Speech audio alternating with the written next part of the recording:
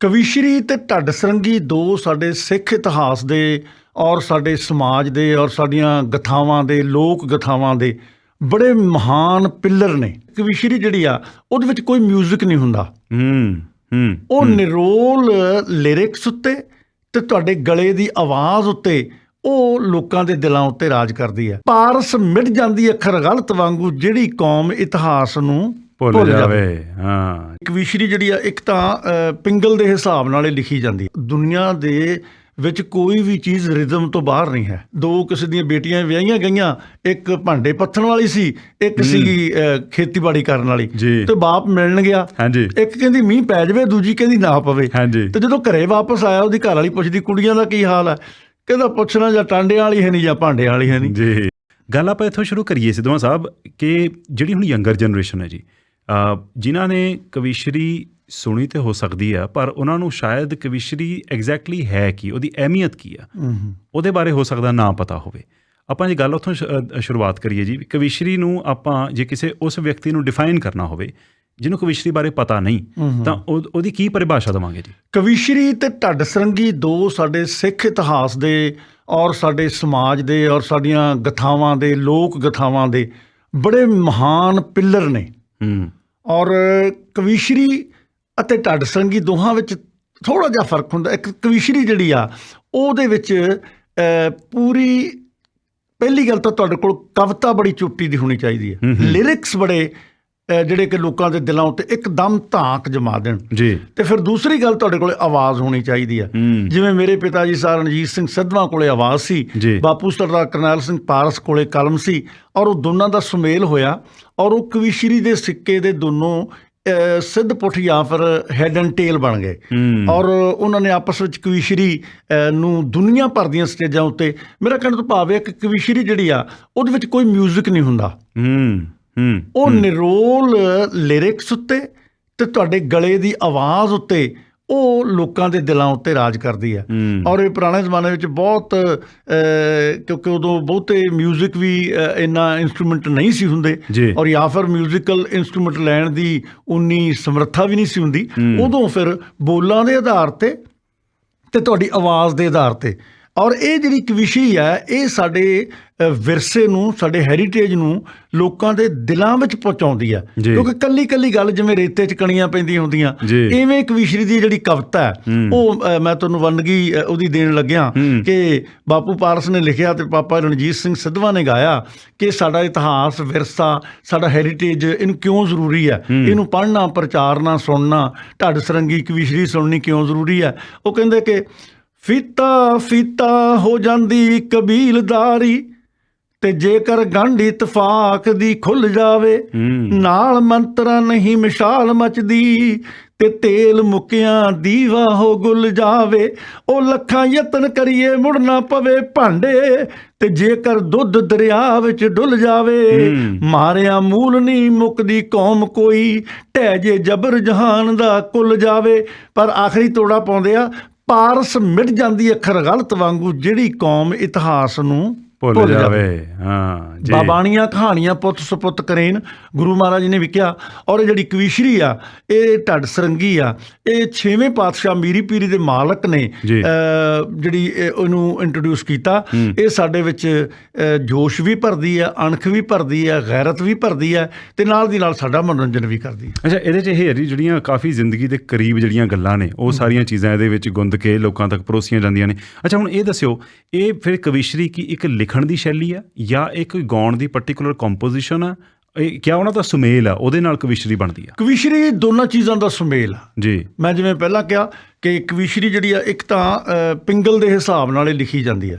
ਪਿੰਗਲ ਉਹ ਇੱਕ ਅੱਜ ਕੱਲ੍ਹ ਤਾਂ ਬਹੁਤ ਘੱਟ ਉਹਨੂੰ ਯੂਜ਼ ਕੀਤਾ ਜਾਂਦਾ ਅੱਜ ਕੱਲ੍ਹ ਦੇ, ਪਰ ਫਿਰ ਵੀ ਉਸ ਤੋਂ ਬਿਨਾਂ ਪਿੰਗਲ ਤੋਂ ਬਿਨਾਂ ਜਿਹੜੀ ਆ ਤੁਸੀਂ ਕਵਿਤਾ ਜਿਹੜੀ ਆ ਉਹ ਅਧੂਰੀ ਰਹਿ ਜਾਂਦੀ ਹੈ ਜੀ। ਕਿਉਂਕਿ ਜਿਵੇਂ ਕੋਈ ਮੀਟਰ ਆ, ਹੁਣ ਜਿਵੇਂ ਤੁਹਾਡੇ ਹੱਥ ਵਿੱਚ ਇੱਕ ਬਟਨ ਆ ਔਰ ਇਹ ਤੁਹਾਡੇ ਕੰਟਰੋਲ ਵਿੱਚ ਹੈ ਕਿ ਮੈਂ ਕਿੰਨਾ ਉੱਚਾ ਕਰਨਾ, ਕਿੰਨਾ ਇਹਨੂੰ ਨੀਵਾਂ ਕਰਨਾ। ਔਰ ਇਸੇ ਤਰ੍ਹਾਂ ਜਿਵੇਂ ਮਿਸਤਰੀਆਂ ਕੋਲ ਗੁਣੀਆਂ ਹੁੰਦਾ, ਔਰ ਹਰ ਚੀਜ਼, ਕਿਉਂਕਿ ਦੁਨੀਆ ਦੇ ਵਿੱਚ ਕੋਈ ਵੀ ਚੀਜ਼ ਰਿਦਮ ਤੋਂ ਬਾਹਰ ਨਹੀਂ ਹੈ। ਆਪਾਂ ਸਾਹ ਲੈਂਦੇ ਹਾਂ, ਰਿਦਮ ਆ, ਹਵਾ ਵਗਦੀ ਹੈ ਰਿਦਮ ਆ, ਪਾਣੀ ਜਿਹੜਾ ਉਹ ਆਪਣਾ ਉਹ ਤੁਰਦਾ ਹੈ, ਉਹਦੀ ਰਵਾਨਗੀ ਆ, ਉਹਦੇ 'ਚ ਰਿਦਮ ਆ। ਰੇਲ ਗੱਡੀ ਚੱਲਦੀ ਹੈ ਨਾ, ਛਕ ਛਕ ਛਕ ਛਕ ਛਕ, ਉਹ ਤਾਲ ਦੇ ਵਿੱਚ ਤੇ ਸੁਰ ਦੇ ਵਿੱਚ ਤੇ ਰਿਦਮ ਵਿੱਚ ਆ। ਇਸੇ ਤਰ੍ਹਾਂ ਕਵੀਸ਼ਰੀ ਜਿਹੜੀ ਆ ਉਹ ਵੀ ਇੱਕ ਤਾਂ ਉਹਦੇ ਵਿੱਚ ਬੋਲ ਬੜੇ ਅੱਛੇ ਹੋਣੇ ਚਾਹੀਦੇ। ਜਿਵੇਂ ਬਾਪੂ ਪਾਰਸ ਨੇ ਲਿਖਿਆ, ਔੜ ਮੰਗੇ ਕੁਨਹਾਰਨੀ ਜੱਟ ਮੰਗੇ ਬਰਸਾਤ। ਹੁਣ ਕੱਲੀ ਕੱਲੀ ਗੱਲ ਤੁਹਾਨੂੰ ਸਮਝ ਆਊਗੀ ਕਿ ਹਰ ਇੱਕ ਦੀ ਆਪੋ ਆਪਣੀ ਪਸੰਦ ਹੈ। ਹੁਣ ਜਿਵੇਂ ਅੱਜ ਕੱਲ BC 'ਚ ਮੀਂਹ ਨਹੀਂ ਪੈ ਰਿਹਾ ਤੇ ਆਪਾਂ ਸਾਰੇ ਕਹਿ ਰਹੇ ਯਾਰ ਮੀਂਹ ਪੈ ਜਾਵੇ ਕਿੰਨਾ ਚੰਗਾ ਹੋ ਜਾਵੇ, ਜਦਕਿ BC 'ਚ ਇੰਨਾ ਮੀਂਹ ਪੈਂਦਾ ਆਮ ਤੌਰ ਤੇ। ਪਰ ਅੱਜ ਕੱਲ ਇਹ ਤੁਸੀਂ ਮੈਨੂੰ ਲੱਗਦਾ ਸਾਰਾ ਮੀਂਹ ਸਾਨੂੰ ਉੱਥੇ ਟੋਰਾਂਟੋ ਓਨਟਾਰੀਓ ਵਾਲਿਆਂ ਨੂੰ ਭੇਜ ਦਿੱਤਾ। ਉਧਰ ਵੈਦਰ ਵਾਰਨਿੰਗ ਸਾਡੇ ਉੱਥੇ ਰੋਜ਼ ਪੈਂਦਾ। ਉਹ ਕਹਿੰਦੇ ਨੇ ਕਿ ਕਿਸੇ ਨੇ ਕਿਸੇ ਦੀਆਂ ਬੇਟੀਆਂ ਵਿਆਹੀਆਂ ਗਈਆਂ, ਇੱਕ ਭਾਂਡੇ ਪੱਥਣ ਵਾਲੀ ਸੀ, ਇੱਕ ਸੀਗੀ ਖੇਤੀਬਾੜੀ ਕਰਨ ਵਾਲੀ, ਤੇ ਬਾਪ ਮਿਲਣ ਗਿਆ। ਇੱਕ ਕਹਿੰਦੀ ਮੀਂਹ ਪੈ ਜਾਵੇ, ਦੂਜੀ ਕਹਿੰਦੀ ਨਾ ਪਵੇ। ਤੇ ਜਦੋਂ ਘਰੇ ਵਾਪਸ ਆਇਆ ਉਹਦੀ ਘਰ ਵਾਲੀ ਪੁੱਛਦੀ ਕੁੜੀਆਂ ਦਾ ਕੀ ਹਾਲ ਹੈ, ਕਹਿੰਦਾ ਪੁੱਛਣਾ ਜਾਂ ਟਾਂਡਿਆਂ ਵਾਲੀ ਹੈ ਨਹੀਂ ਜਾਂ ਭਾਂਡਿਆਂ ਵਾਲੀ ਹੈ ਨਹੀਂ। ਤਾਂ ਉਹ ਖੂਬਸੂਰਤ ਗੱਲ ਲਿਖਦੇ ਆ ਕਿ ਔੜ ਮੰਗੇ ਕੁਨਹਾਰਨੀ ਜੱਟ ਮੰਗੇ ਬਰਸਾਤ, ਪੁੰਨਿਆ ਮੰਗੇ ਚਕੋਰਨੀ ਪਰ ਚੋਰ ਮੱਸਿਆ ਦੀ ਰਾਤ।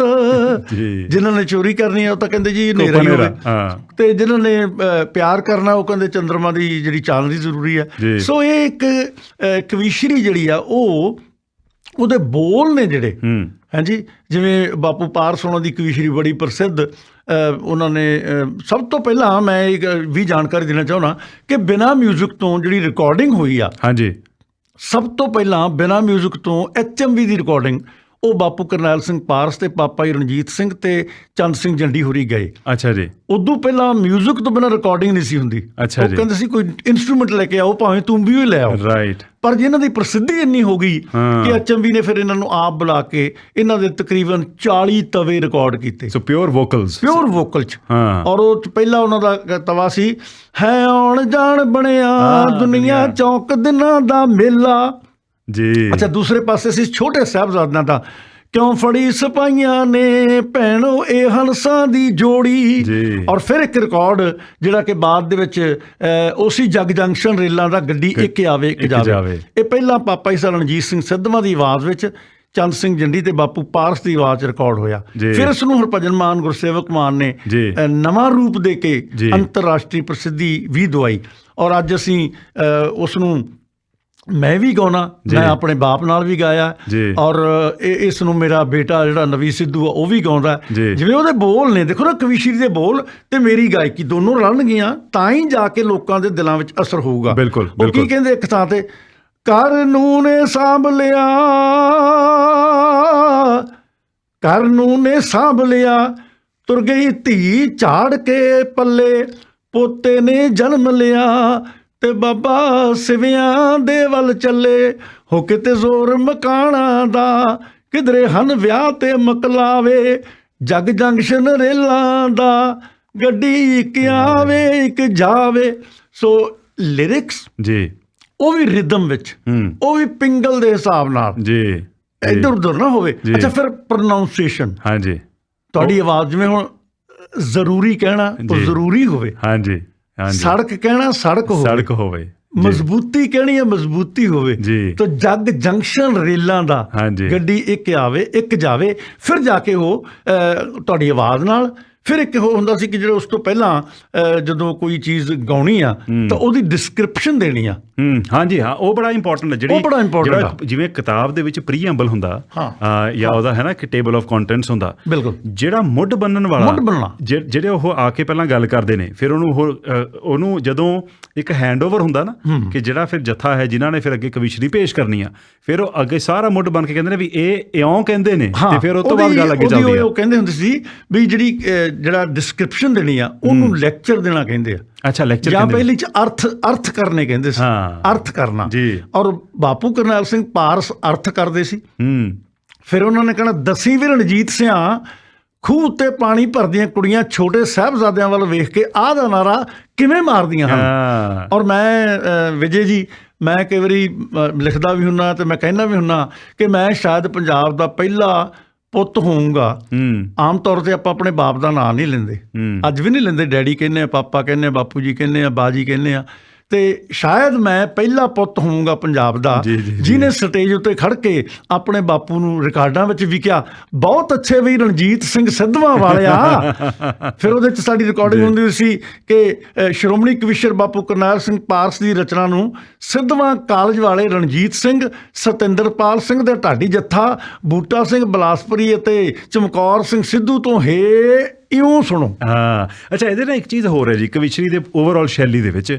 ਹੁਣ ਦੇਖੋ ਅੱਜ ਕੱਲ੍ਹ ਆਮ ਤੌਰ 'ਤੇ ਕੀ ਇੱਕ ਦੌਰ ਅਜਿਹਾ ਆਇਆ ਕਿ ਜਿਹੜਾ ਕੋਈ ਪਰਫਾਰਮਰ ਹੁੰਦਾ, ਜਿਵੇਂ ਜੇ ਆਪਾਂ ਮਿਊਜ਼ਿਕ ਇੰਡਸਟਰੀ ਦੀ ਗੱਲ ਕਰੀਏ ਜੀ, ਪਰਫਾਰਮਰ ਸਾਰਾ ਨਾਮਣਾ ਖੱਟ ਕੇ ਲੈ ਜਾਂਦਾ ਕਿਉਂਕਿ ਉਹ ਪਬਲਿਕ ਫੇਸਿੰਗ ਚਿਹਰਾ, ਉਹ ਪਬਲਿਕ ਦੇ ਵਿੱਚ ਜਾਣ ਵਾਲੀ ਆਵਾਜ਼ ਹੈ। ਜਿਹੜੇ ਬਾਕੀ ਦੇ ਉਹਦੇ ਵਿੱਚ ਕੰਟਰੀਬਿਊਟਰਸ ਹੁੰਦੇ ਨੇ ਉਹਨਾਂ ਨੂੰ ਇੰਝ ਲੱਗਦਾ ਸੀ ਵੀ ਸਾਡੀ ਜਿਹੜੀ ਐਕਨੋਲੇਜਮੈਂਟ ਆ ਉਹ ਸਾਨੂੰ ਮਿਲੀ ਨਹੀਂ, ਕਿ ਅਸੀਂ ਕਿੰਨੀਆਂ ਗੱਲਾਂ ਸੁਣੀਆਂ ਨੇ। ਪਰ ਕਵਿਸ਼ਰੀ ਦੇ ਮੂਲ ਰੂਪ, ਉਹਦੇ ਜਿਹੜੀ ਪ੍ਰੈਜੈਂਟੇਸ਼ਨ ਦੀ ਸ਼ੈਲੀ ਆ, ਉਹਦੇ ਵਿੱਚ ਐਕਨੋਲੇਜਮੈਂਟ ਸਾਰਿਆਂ ਦੀ ਆ, ਕਿਉਂਕਿ ਉਹਦੇ ਵਿੱਚ ਸਾਰਿਆਂ ਜੱਥੇ ਦਾ ਨਾਮ ਹੈ ਵੀ ਰੰਗੀ ਤੇ ਕੌਣ ਹੈ, ਢੱਡ ਤੇ ਕੌਣ ਹੈ, ਗਾਉਣ ਵਾਲਾ ਕੌਣ ਹੈ ਤੇ ਕਲਮ ਕਿਹਦੀ ਆ। ਉਹ ਜਿਹੜੀ ਐਕਨੋਲੇਜਮੈਂਟ ਹੈ ਉਹ ਐਕਚੁਅਲੀ ਉਹ ਲੀਡ ਕਰਦੀ ਹੈ ਗੱਲ ਨੂੰ, ਉਹ ਬਾਅਦ ਚ ਨਹੀਂ ਆਉਂਦੀ। ਜਿਹੜੀ ਉਹ ਬਰਾਬਰਤਾ ਦਾ ਅਸੂਲ ਹੈ ਉਹਦੇ ਵਿੱਚ ਸਿੱਧੇ ਤੌਰ ਤੇ ਝਲਕ ਪੈਂਦੀ ਉਹਦੇ ਵਿੱਚ ਵੀ। ਮੇਰੇ ਖਿਆਲ ਹੈ ਕਿ ਇਹ ਪਹਿਲ ਕਦਮੀ ਜਿਹੜੀ ਆ ਬਾਪੂ ਕਰਨੈਲ ਸਿੰਘ ਪਾਰਸ ਉਹਨਾਂ ਨੇ ਕੀਤੀ ਆ, ਪਾਪਾ ਜੀ ਰਣਜੀਤ ਸਿੰਘ ਸਿੱਧਵਾਂ ਨੇ, ਕਿਉਂਕਿ ਉਹਨਾਂ ਸਮਿਆਂ ਵਿੱਚ ਨਾ ਦੇਖੋ ਕਵਿਤਾ ਨੂੰ ਆਵਾਜ਼ ਦੀ ਲੋੜ ਹੁੰਦੀ ਆ। ਬਿਲਕੁਲ, ਆਵਾਜ਼ ਨੂੰ ਸ਼ਬਦਾਂ ਦੀ ਲੋੜ ਆ, ਆਵਾਜ਼ ਨੂੰ ਸ਼ਬਦਾਂ ਦੀ ਲੋੜ ਆ। ਔਰ ਉਹਨਾਂ ਦੋਨਾਂ ਨੇ ਮੈਂ ਉਹਨਾਂ ਦੀ ਸਿਮਲੀ ਦੱਸ ਦਿੰਦਾ ਕਿ ਬਾਪੂ ਪਾਰਸ ਤੇ ਪਾਪਾ ਜੀ ਰਣਜੀਤ ਸਿੰਘ ਸਿੱਧਵਾਂ, ਉਹ ਕਹਿੰਦੇ ਵੀ ਅਸੀਂ ਇੱਕ ਦੂਜੇ ਨੂੰ ਸਮਝ ਲਿਆ ਸੀ।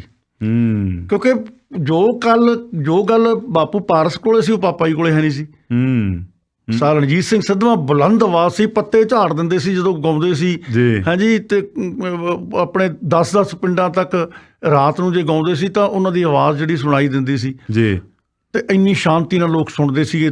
10-10 ਪਿੰਡ ਉਹਨਾਂ ਨੂੰ ਸੁਣਨ ਆਉਂਦੇ ਹੁੰਦੇ ਸੀ ਅਖਾੜਿਆਂ ਨੂੰ ਜੀ। ਤੇ ਬਾਪੂ ਪਾਰਸ ਦੀ ਜਿਹੜੀ ਆਵਾਜ਼ ਉਨੀ ਤਕੜੀ ਨਹੀਂ ਸੀ, ਪਰ ਜਿਹੜੀ ਉਹਦੀ ਕਲਮ ਸੀ ਉਹਦਾ ਮੁੱਲ ਹੀ ਕੋਈ ਨਹੀਂ ਸੀਗਾ। ਇੱਕ ਦੂਜੇ ਦੇ ਪੂਰਕ ਬਣ ਗਏ। ਉਹ ਕਹਿੰਦੇ ਜੇ ਅਸੀਂ ਇੱਕ ਦੂਜੇ ਦੇ ਪੂਰਕ ਬਣ ਗਏ, ਤੇ ਇੱਥੋਂ ਤੱਕ ਕਿ ਉਹਨਾਂ ਨੇ ਬਾਪੂ ਪਾਰਸ ਨੇ ਕਿਹਾ ਵੀ ਰਣਜੀਤ, ਤੇਰਾ ਗਲਾ ਅੱਜ ਤੋਂ ਮੇਰਾ ਤੇ ਮੇਰੀ ਕਵਿਤਾ ਅੱਜ ਤੋਂ ਤੇਰੀ ਜੀ।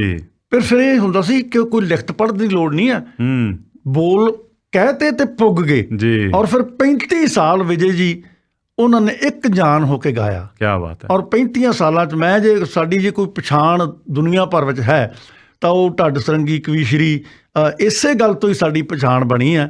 ਔਰ ਉਹਦੇ ਵਿੱਚੋਂ ਹੀ ਸਾਡੀਆਂ ਹੋਰ ਪ੍ਰਾਪਤੀਆਂ ਜਿਹੜੀਆਂ ਨਿਕਲੀਆਂ। ਔਰ ਮੈਨੂੰ ਖੁਸ਼ੀ ਹੈ ਕਿ ਸਾਡੀ ਉਸ ਲੈਗੇਸੀ ਨੂੰ, ਪਾਪਾ ਜੀ ਰਣਜੀਤ ਸਿੰਘ ਸਿੱਧਵਾਂ ਦੀ ਫੋਟੋ ਕੇਂਦਰੀ ਸਿੱਖ ਅਜਾਇਬ ਘਰ 'ਚ ਲੱਗੀ ਕਵੀਸ਼ਰੀ ਕਰਕੇ ਜੀ। ਦਰਬਾਰ ਸਾਹਿਬ ਵਿੱਚ ਫੋਟੋ ਲੱਗਣੀ ਛੋਟੀ ਜਿਹੀ ਗੱਲ ਤਾਂ ਹੈ ਨਹੀਂ ਜੀ, ਬਿਲਕੁਲ, ਕਿ ਸਿੱਖ ਅਜਾਇਬ ਘਰ 'ਚ, ਔਰ ਉਹ ਕਵੀਸ਼ਰੀ ਦੀ ਦੇਣ ਕਰਕੇ ਹੀ ਲੱਗੀ। ਔਰ ਮੈਂ ਭਾਵੇਂ ਇੰਜੀਨੀਅਰ ਸੀਗਾ, ਪਰ ਮੈਨੂੰ ਪਤਾ ਜੇ ਇੰਜੀਨੀਅਰ ਹੋ ਕੇ ਮਾੜਾ ਮੋਟਾ ਕਿਤੇ SDO ਲੱਗ ਜਾਂਦੇ, ਪਤਾ ਨਹੀਂ ਕਿੱਧਰਲੇ ਹਾਲਾਤਾਂ 'ਚ ਹੁੰਦੇ। ਫਿਰ ਮੈਂ ਉਸ ਕਵੀਸ਼ਰੀ ਨਾਲ ਦੁਨੀਆ ਭਰ ਦੇ ਸਾਰੇ ਮੁਲਕਾਂ ਵਿੱਚ ਗਿਆ। ਔਰ ਭਾਰਤ ਦੀ ਕੋਈ ਵੱਡੀ ਸਟੇਜ ਨਹੀਂ ਜਿੱਥੇ ਮੈਂ ਜਾ ਕੇ ਪਰਫਾਰਮ ਨਹੀਂ ਕੀਤਾ। ਸਿੱਧਵਾਂ ਸਾਹਿਬ ਗੱਲਬਾਤ ਕਰ ਰਹੇ ਸੀ ਤੁਹਾਡੇ ਇਸ ਸਫ਼ਰ ਬਾਰੇ। ਤੁਸੀਂ ਜਦੋਂ ਉਸ ਪਰਿਵਾਰ ਤੋਂ ਆਉਂਦੇ ਹੋ ਜਿੱਥੇ ਕਿ ਕਵਿਸ਼ਰੀ, ਜਿੱਥੇ ਆਬੋ ਹਵਾ ਦੇ ਵਿੱਚ ਹੀ ਸੀ, ਤੁਹਾਡੇ ਪਿਤਾ ਜੀ ਬੜੇ ਸਤਿਕਾਰਤ ਨਾਮ ਕਵਿਸ਼ਰੀ ਦੀ ਦੁਨੀਆ ਵਿੱਚ, ਤੁਸੀਂ ਬਤੌਰ ਜਦੋਂ ਇੰਜੀਨੀਅਰਿੰਗ ਦੀ ਪੜ੍ਹਾਈ ਮੁਕੰਮਲ ਕਰ ਲਈ, ਪੜ੍ਹਦੇ ਹੀ ਤੁਸੀਂ ਵੀ ਕਵਿਸ਼ਰੀ ਸਟੇਜਾਂ 'ਤੇ ਗਾਉਣ ਲੱਗ ਗਏ ਸੀ, ਜਾਂ ਫਿਰ ਇਹ ਜਿਹੜਾ ਰੁਝਾਨ ਸੀ ਇਹ ਤੁਹਾਡੇ ਵਾਸਤੇ ਕਦੋਂ ਸ਼ੁਰੂ ਹੋਇਆ? ਮੈਂ ਵੈਸੇ ਤਾਂ ਛੋਟੇ ਜਦੋਂ ਵੀ ਬੰਦਾ ਆਪਣੇ ਪਹਿਲੀ ਸਾਰੇ ਹੀ ਆਪਾਂ ਕਹਿੰਦੇ ਹਾਂ ਕਿ ਬਾਲ ਸੁਭਾਵਾਂ ਵਿੱਚ ਸਕੂਲਾਂ ਵਿੱਚ, ਕਿਉਂਕਿ ਕਵੀਸ਼ਰ ਦਾ ਮੁੰਡਾ ਸੀ ਜੀ, ਉਹ ਕਈ ਵਾਰੀ ਤਾਂ ਤੁਹਾਡੀ ਆਲੀ ਪੈ ਜਾਂਦੀ ਹੈ। ਸਾਡੇ ਪਿੰਡ ਦਾ ਹੀ ਨਾਂ ਸਿੱਧਵਾਂ ਕਵੀਸ਼ਰਾਂ ਵਾਲਾ ਹੀ ਵੱਜਦਾ ਜੀ। ਔਰ ਜਿੱਥੇ ਮੈਂ ਸਕੂਲ 'ਚ ਪੜ੍ਹਦਾ ਨਾਲ ਹੀ ਸਾਡੇ ਸਿੱਧਵਾਂ ਕਲਾਂ, ਸਾਡਾ ਬੇਸਿਕ ਪਿੰਡ ਹੈ, ਉਹ ਵੀ ਮਾਸਟਰਾਂ ਨੇ ਵੀ ਕਹਿਣਾ ਉਹ ਕਵੀਸ਼ਰਾਂ ਦੇ ਸਤਿੰਦਰਪਾਲ ਨੂੰ ਸੱਦ ਕੇ ਲਿਆਓ। ਤਾਂ ਉਹਦੇ 'ਚ ਜਦੋਂ ਸਵੇਰੇ ਜਨ ਗਣ ਮਨ ਕਰਨਾ ਹੈ ਜੀ, ਜਾਂ ਬਾਲ ਸਭਾ ਸਵੇਰੇ ਹੋਣੀ, ਉਹਦੇ 'ਚ ਸ਼ੁਰੂ ਹੋ ਗਏ। ਫਿਰ ਕਿਉਂਕਿ ਲਗਨ ਸੀ, ਫਿਰ ਕਿਤੇ ਨਾ ਕਿਤੇ ਜਦੋਂ ਫਟਾਫਟ ਕਈ ਵਾਰੀ ਕੋਈ ਪ੍ਰੋਗਰਾਮ ਆ ਜਾਣਾ, ਥੋੜ੍ਹੀ ਮੋਟੀ ਮੇਰੇ ਯਾਦ ਵੀ ਹੋ ਗਈ, ਤਾਂ 1-2 ਵਾਰੀ ਪਾਪਾ ਜੀ ਦੇ ਨਾਲ ਅਸੀਂ ਦੋਹਾਂ ਨੇ ਵੀ ਪਰਫਾਰਮ ਕੀਤਾ। ਔਰ ਇਹ ਜਿਹੜਾ ਮੇਰਾ ਅਸਲੀ ਸਫ਼ਰ ਜਿਹੜਾ ਉਹ, ਕਿਉਂਕਿ ਹਰ ਪੰਜਾਬੀ ਬੇਰੁਜ਼ਗਾਰੀ ਤਾਂ ਉੱਥੇ ਹੈਗੀ ਆ, ਅੱਜ ਵੀ ਹੈਗੀ, ਉਦੋਂ ਵੀ ਹੁੰਦੀ ਸੀ। ਕੋਈ ਈਜ਼ੀ ਨਹੀਂ ਸੀ ਕਿ ਤੁਸੀਂ ਇੰਜੀਨੀਅਰਿੰਗ ਪਾਸ ਕਰ ਲਈ ਤੇ ਠਾਹ ਦੇਣੇ ਜੀ ਤੁਸੀਂ ਅਫਸਰ ਲੱਗ ਗਏ। ਤੇ ਉਹਨਾਂ ਦਿਨਾਂ 'ਚ ਇੱਕ ਵਿਜੇ ਜੀ ਹਰ ਖਾਲੀ ਥਾਂ ਭਰ ਜਾਂਦੀ ਹੈ, ਇਹ ਕੁਦਰਤ ਦਾ ਅਸੂਲ ਆ ਜੀ, ਕੋਈ ਚੀਜ਼ ਖਾਲੀ ਨਹੀਂ। ਬਾਪੂ ਪਾਰਸ ਕੈਨੇਡਾ ਆ ਗਏ, ਪਾਪਾ ਜੀ ਕਿਉਂਕਿ ਸਦਾ ਹੀ ਉਹਨਾਂ ਉੱਤੇ ਇੱਕ ਕਿਸਮ ਦਾ ਸਾਥ ਸੀ ਜੀ, ਉਹ ਫਿਰ ਉਹ 3 ਜਾਣੇ ਰਹਿ ਗਏ। ਉਹਨਾਂ ਨੂੰ ਇੱਕ ਚੌਥੇ ਬੰਦੇ ਦੀ ਲੋੜ ਸੀ ਜੀ, ਇੱਕ ਕਿਸੇ ਫੰਕਸ਼ਨ 'ਤੇ ਸ਼ੇਰਪੁਰਾ ਪਿੰਡ ਹੈ ਅਤੇ ਉੱਥੇ ਕੁਦਰਤੀ ਮੈਂ ਵੀ ਗਿਆ ਹੋਇਆ ਸੀ ਜੀ, ਕਿਉਂਕਿ ਮੈਂ ਕਾਲਜਾਂ 'ਚ ਡੈਕਲਾਮੇਸ਼ਨ ਜਾਂ ਫਿਰ ਪੋਇਟਰੀ ਜਾਂ ਗਾਉਣ ਗਾਉਣ ਵਾਸਤੇ ਪ੍ਰਾਈਜ਼ ਲੈਂਦੇ ਰਹਿੰਦੇ ਸੀ। ਜੀ, ਉੱਥੇ ਕਹਿੰਦੇ ਯਾਰ ਪਾਪਾ ਜੀ ਮੈਨੂੰ ਕਹਿੰਦੇ ਯਾਰ ਆਹ 2 ਅਰਥ ਤੂੰ ਸਾਡੇ ਨਾਲ ਕਰਦੇ, ਪਾਰਸ ਤਾਂ ਹੈ ਨਹੀਂ, ਉਹ ਤਾਂ ਕੈਨੇਡਾ ਚਲੇ ਗਏ।